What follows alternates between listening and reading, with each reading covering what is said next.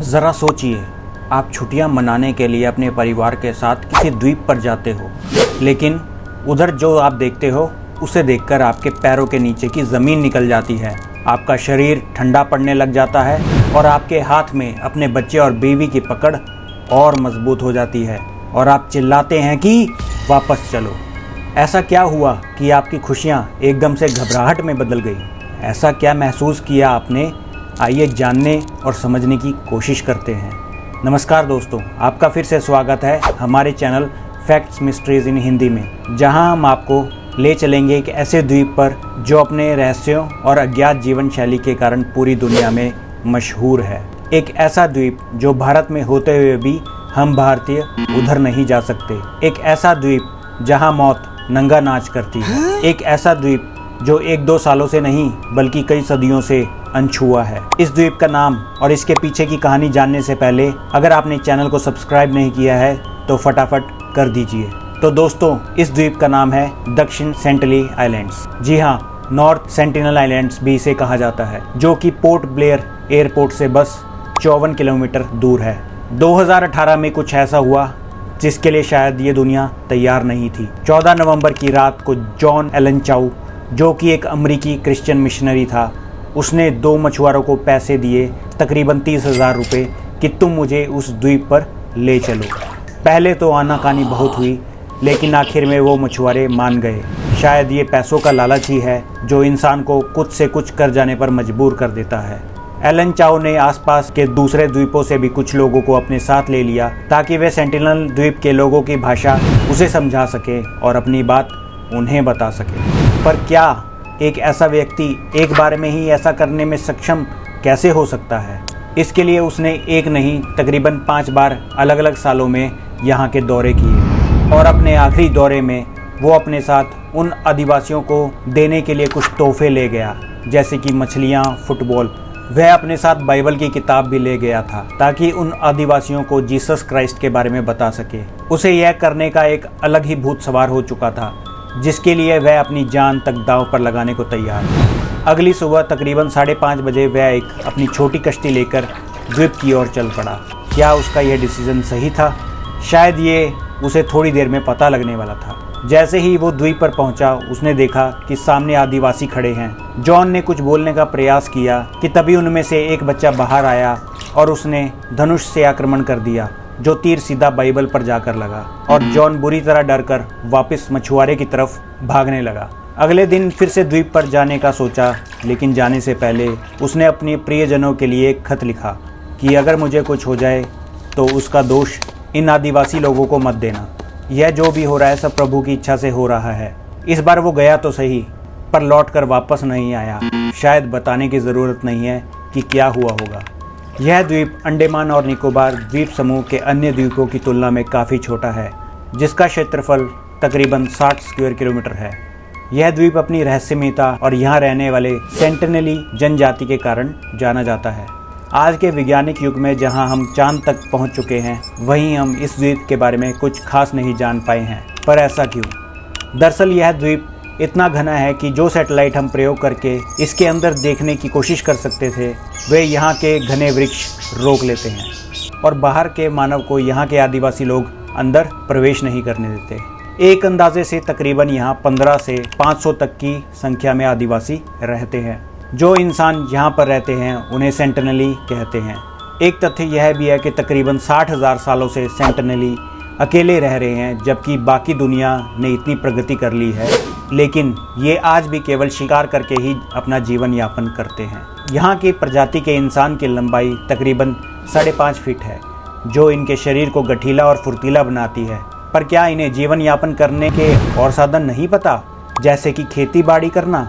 जी नहीं, इन्हें खेती करनी नहीं आती, क्योंकि खेती करना सिर्फ 5,000 साल पहले ही शुरू की गई थी, लेकिन ये 60,000 सालों से अपने द्वीप की बाहर की दुनिया से नहीं मिले हैं और ना ही कोई इनके पास और जाकर जिंदा वापस आया है।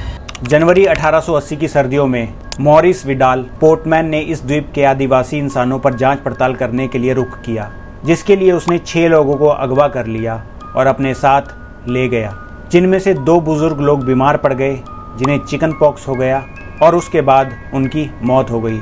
क्योंकि उनके शरीर की आत्मरोधक क्षमता हम इंसानों जितनी ताकतवर नहीं थी।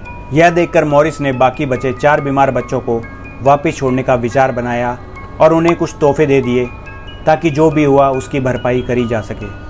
लेकिन शायद यह भरपाई ऐसे नहीं करी जा सकती थी और यह अनुमान लगाया गया कि उन्हें वापस छोड़ने के बाद उस द्वीप पर और भी बीमार पड़े होंगे और कई और मौतें भी हुई होंगी, तो शायद गलत नहीं होगा। भारतीय सेना निरंतर इस द्वीप के आसपास चक्कर लगाती रहती है ताकि कोई भी इंसान इसके आसपास न जा सके। भारत ने इस द्वीप के तकरीबन 9 किलोमीटर के आसपास जाने पर प्रतिबंध लगा रखा है। क्या शुरू से ही भारत ने ऐसा प्रतिबंध लगा रखा था? जी नहीं।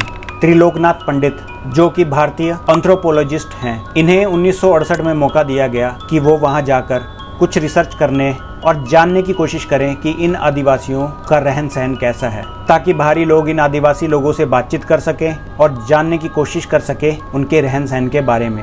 जिसके लिए तकरीबन 20 लोगों की टीम द्वीप पर पहुंची, कुछ तोहफे लेकर, जैसे कि नारियल, चाकू, हथौड़ा, ताकि वो बाहर की दुनिया में इस्तेमाल होने वाली चीज़ों का इस्तेमाल करना सीख सकें अपनी रोज़मर्रा की ज़िंदगी में।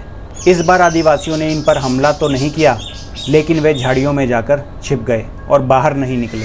1970 में एक बार फिर से त्रिलोकनाथ पंडित जी ने वापस जाने का निश्चय किया। उन्हें लगा कि पिछली बार शायद ज़्यादा लोग होने के कारण वे डर गए होंगे और बाहर नहीं आए, तो इस बार उन्होंने 10 लोगों की टीम बनाई और निकल गए उस द्वीप की तरफ।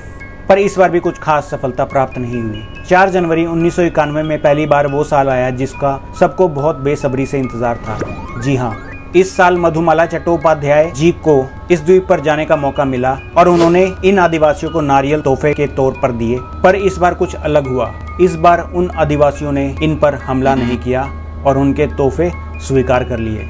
और इतना भरोसा हो गया मधुबाला जी पर कि उन्होंने अपना एक छोटा बच्चा तक उन्हें गोद में लेने दिया। मधुबाला जी कुछ देर वहां रुकी और फिर वापस आ गई।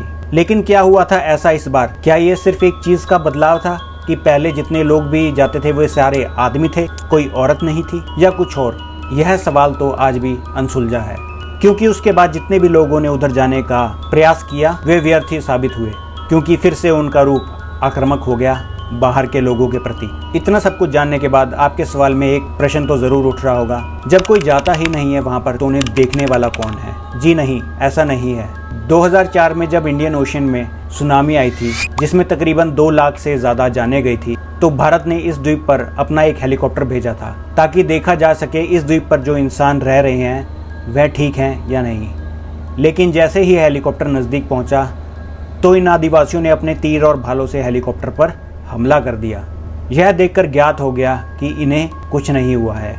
लेकिन यह सवाल अभी भी उठता है कि जिस सुनामी में लाखों लोगों की जान चली गई, उसमें ये कुछ चंद लोग कैसे बच गए? जो सवाल आज तक एक बस सवाल ही बना हुआ है। 27 जनवरी 2006 में कुछ मछुआरे गलती से इस द्वीप के करीब पहुंच गए थे, लेकिन यहाँ के लोगों ने उन्हें भाले और तीरों से मार डाला और उसके बाद उनके शरीर को लेने के लिए जब सेना पहुंची तो उन्हें भी कठोर संघर्ष करना पड़ा, लेकिन वो उनके शरीर को ना ले जा सकी और उनके शरीर को वहीं तट पर गाड़ दिया गया। वैज्ञानिकों के लिए यह द्वीप एक रहस्य है। यहाँ की जनजाति, उनकी जीवन शैली और उनकी भाषा के बारे में बहुत कम जानकारी है। वैज्ञानिकों का मानना है कि सेंटिनली लोग मानव इतिहास की एक जीवित धरोहर हैं, जो हमें हमारे अतीत के बारे में बहुत कुछ बता सकती हैं। लेकिन उनके साथ संपर्क करने में आने वाले जोखिम और उनकी सुरक्षा को ध्यान में रखते हुए वैज्ञानिक भी उनसे संपर्क करने में असमर्थ हैं।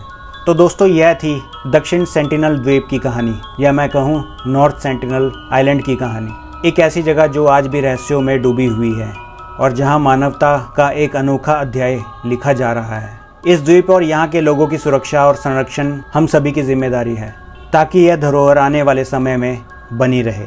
अगर आपको हमारी यह वीडियो पसंद आई हो तो लाइक और शेयर ज़रूर कीजिएगा और हमारे चैनल को सब्सक्राइब करना ना भूलें, ताकि हम आपको ऐसे ही और रोचक तथ्यों और रहस्यों के बारे में बताते रहें। धन्यवाद।